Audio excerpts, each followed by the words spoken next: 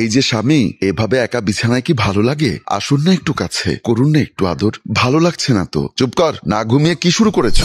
ঘুমোলে সব ঠিক হয়ে যাবে। আমার সকাল সকাল অফিসে যেতে হবে, তুমি তো পরে পরে ঘুমোবে। বারে রেগে যাও কেন? আমি কি তোমার জন্য সকালের নাস্তা রেডি করি না? আমি আকাশের গায়ে হাত দিতেই সে হাতটি ছুঁড়ে মারে। আমি আর কিছু না বলে ওপাশে ফিরে রইলাম। একটু পর ফিরে তাকিয়ে দেখি আকাশ ঘুমে বিভোর। আমি বুঝি না, আমি আমার স্বামীকে সবটা দিয়ে সকল রকমের আদর মহব্বত দিয়েও তার মন পাই না। আকাশ যে আমাকে ভালোবাসে না এটা আমি আগেও সন্দেহ করেছিলাম। আমাকে পাত্তাই দেয় না। যতবার বুঝতে চেয়েছি ভালোবাসে কিনা ততবার এমন কিছু বলেছে যে দুঃখে কয়েকদিন কথা বলিনি। এতে তার কোনো মাথা ব্যথাও দেখিনি। এই তো কয়েকদিন আগে আকাশ ডাইনিং টেবিলে চা খাচ্ছে আর মোবাইল টিপছে। আমি চা খেতে খেতে তোর পাশে বসে পড়লাম। একটা কথা বলি? হ্যাঁ বলো। বলছি, মনে করো একটা নৌকায় আমি আর তোমার অফিসের বস বসে আছি। হঠাৎ নৌকাটা ডুবে যাচ্ছে। তোমার এই দুজন থেকে যে কোনো একজনকে বাঁচাতে হবে। এরকম অবস্থায় তুমি আগে কাকে বাঁচাবে? আকাশ আমার চোখের দিকে তাকাতেই আমি বেশ খুশি। হয়তো আমার কথাই বলবে, কিন্তু আমার বিশ্বাসকে ভুল প্রমাণ করে আকাশ বলল কাউকেই না। মানে? হ্যাঁ, কারণ প্রথমত আমি সাঁতার জানি না,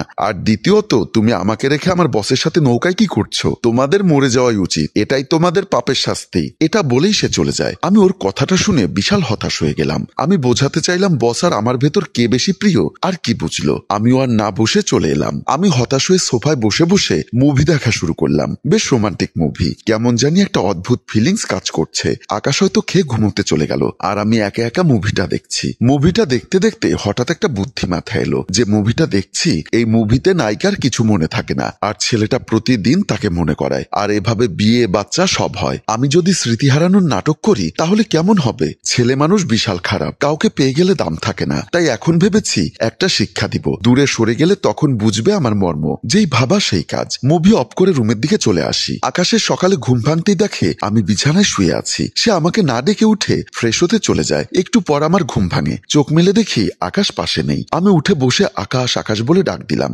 হঠাৎ মনে পড়ছে আজ তো শুক্রবার, ওর অফ ডে। হয়তো সকাল সকাল বাজারে চলে গেছে বাজার করার জন্য। দূর, যাকে খেলা দেখাবো সেই নেই। আমি উঠে ফ্রেশ হতে চলে যাই। দরজায় নক দিতেই আমি দরজার সামনে দাঁড়িয়ে আছি, আর খুশি মনে ভাবছি এখন থেকে আমার নাটক শুরু। দরজা খুলে দিলাম। আকাশ ভেতরে ঢুকতেই আমি বললাম, আরে আরে, কে আপনি? এই কে আপনি? এখানে কি করেন? কি চাই আপনার? আমাদের ঘরে কি? আকাশ খানিকটা অবাক হয়ে পড়ল। সাত সকালে কি শুরু করেছো? এই ধরো বাজার, আজকে গরুর মাংস রান্না করো। মাংস এনেছি। বাজারের ব্যাগ হাতে নিয়ে ব্যাককল বনে গেলাম। পাত্তাই দিল না। না, এভাবে হবে না। আমি আবারও চেঁচানো শুরু করি, কে রান্না করবে? আরে কে আপনি? আমি আপনাকে চিনি? আমার কিছু মনে পড়ছে না কেন? আমি কেন রান্না করব?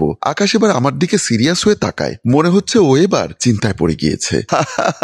এটাই তো চাচ্ছিলাম, এবার বুঝবে মজা কাকে বলে। আকাশ কিছুক্ষণ তাকিয়ে থেকে আমাকে বলল, আরে তুই তো তারা বানু, আমাদের বাসায় কাজ করিস। আমার বউ বাপের বাড়ি গিয়েছে, আর যাবার সময় তোকে তো বলে গেল তোকে যে রান্না করতে হবে। আরে তোর মনে নেই? যা তাড়াতাড়ি রান্না করে নে। আমিও আপাতত আর কিছু না বলে রান্নাঘরের দিকে চলে গেলাম। আকাশ মনে মনে বলছে, আমাকে পড়াবে তুমি, মজা বুঝবে আজকে। বলেই সে হেসে রুমের দিকে চলে যায়। আমি রান্না করছি। হঠাৎ আকাশ পেছনে এসে আমাকে জড়িয়ে ধরে বলল, আরে বানু, রান্না পরে কর, আয় না রুমে, একবার হয়ে যাক। আজ তো তোর ম্যাম নেই, সারা বাড়ি তোর আর আমার।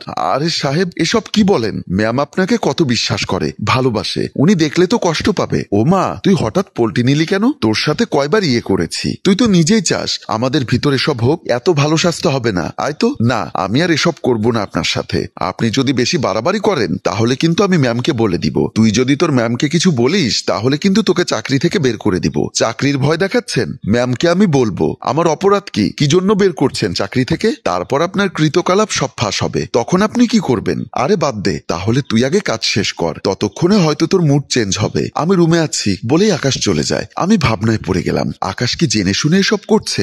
না, হার মানা যাবে না। আমি আবারও কাজে মন দেই। কলিং বেলের শব্দ পেয়ে দরজা খুলে দিতেই দেখি আমার মা এসেছেন, সাথে ছোট বোন প্রিয়াও। ওনারা ভেতরে ঢোকে। আমি মায়ের পা ধরে সালাম করি। বেঁচে থাক মা, বেঁচে থাক। আপু কেমন আছিস? দুলাভাই কই? কে এসেছে রে তারাবানু? আমাকে তারাবানু ডাকতে দেখে মা আর ছোট বোন বেশ অবাক হয়। আকাশ শাশুড়িকে সালাম দেয়। কেমন আছেন আপনারা? এই তো বেশ ভালো। তোমার কি অবস্থা?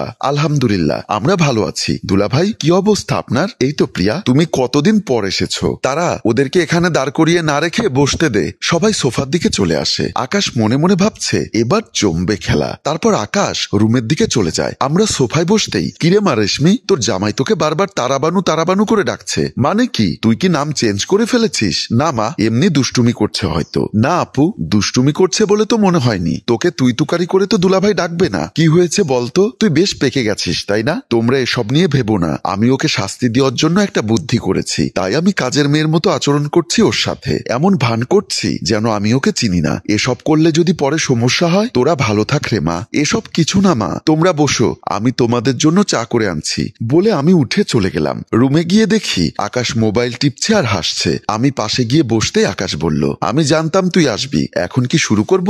সাহেব, এবার কিন্তু বেশি হয়ে যাচ্ছে। কেন বেশি হবে রে? তুমি যদি আমার বউয়ের রোল ছেড়ে দিয়ে কাজের মেয়ের রোল করতে পারো, তাহলে আমি কেন সেই ক্যারেক্টার অনুযায়ী অভিনয় করতে পারবো না, তাই না? তাহলে কেন আমাকে কয়েকদিন ধরে ইগনোর করছো? আমি আসলে শারীরিক আর মানসিকভাবে চিন্তিত, তাই এমনটা করছি। সরি বউ। হ্যাঁ, সব তো বুঝলাম, কিন্তু বলো তো কি জন্য টেনশন তোমার? নতুন ব্যবসা করব, হাতে টাকা কম, তাই একটু টেনশন করছিলাম। তো সেটা কি আমাকে আগে বলবে না? আমার বাবাকে বলে টাকা ম্যানেজ করে দিতাম। এখন মা আর বাবা এসব শুনলে উল্টো আমাকে বকবে, বলবে আমি স্বামীর দিকে খেয়াল রাখিনি। হয়েছে সোনা বউ, এখন চলো একসাথে শাশুড়ির সাথে চা খাবো, তাও কাজের মেয়ে তারাবানুর হাতে। কি এত বড় অপমান? সরি সরি বলে আকাশ আমাকে জড়িয়ে ধরে, আর হাসি খুশির মধ্য দিয়ে আমাদের গল্প এখানেই শেষ হয়। সম্মানিত ভিউয়ার্স, স্বামী স্ত্রীর ভালোবাসা হোক বেশ অটুট, সংসারে অনেক ঝামেলা থাকবে, সবটা গুছিয়ে নিয়ে সংসার এগিয়ে নিয়ে যাওয়ার দায়িত্ব দুজনের, তাই একে অপরের খবর রাখুন। সুখী হোক সকল পরিবার। গল্পটির ভাবনায় ও পরিচালনায় হাশেম রাজু, চিত্রগ্রহণ ইফতি হুসাইন। গল্পটি ভালো লাগলে লাইক, কমেন্ট ও শেয়ার করে অন্যকে দেখার সুযোগ করে দিন। ধন্যবাদ।